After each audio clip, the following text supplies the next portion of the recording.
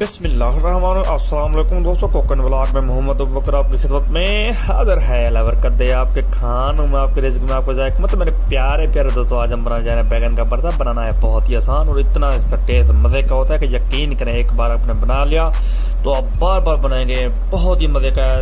पहले जो है हमने बैगन ले लिए हैं। बैगन को तंदूर में डाल के तकरीबन इसे 10 से 15 मिनट के लिए छोड़ देंगे।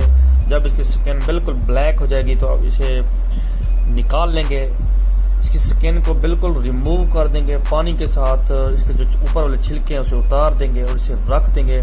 इसके बाद जो हमारे मेरे पास तकरीबन 1 कप जो है घी का है। प्याज जाएंगे तकरीबन 5 से 6 दरमियान साइज के प्याज हैं, डाल देंगे, कोई मसला नहीं है। बिल्कुल इनकी भुनाई करेंगे, इनके कच्चेपन को दूर करेंगे। इसके बाद जो है हमारे पास हरी मिर्च है, 5 से 10 हरी मिर्च ले लेंगे, उनकी कटाई कर लेंगे, डाल देंगे और इनकी अच्छे तरीके के साथ जो है इनकी मिक्सिंग कर देंगे। माशाल्लाह से बहुत ही ज़बरदस्त रेसिपी है और बहुत ही यूनिक रेसिपी है और रमज़ान की स्पेशल रेसिपी है। अल्हम्दुलिल्लाह से देखें इसे।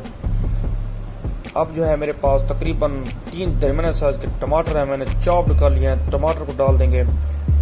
माशाल्लाह से बिल्कुल आसानी के साथ ये बन जाता है और इसका टेस्ट जो है बड़ा ही मज़े का आता है। तो खाने का जो इसका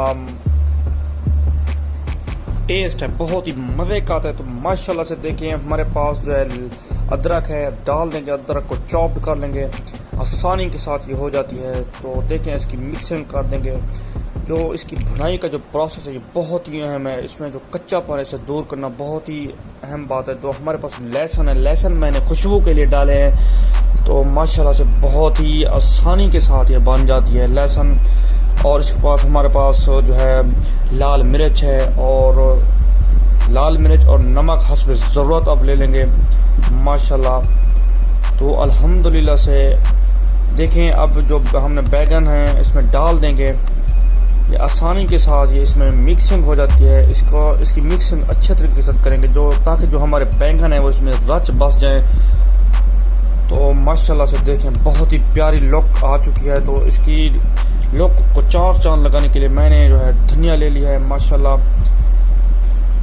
आप भी मेरी रेसिपी को ज़रूर फॉलो करें। रेसिपी पसंद आने की सूरत में लाइक और अच्छा सा कमेंट लाजमी करना है और सब्सक्राइब ज़रूर करना है आपने।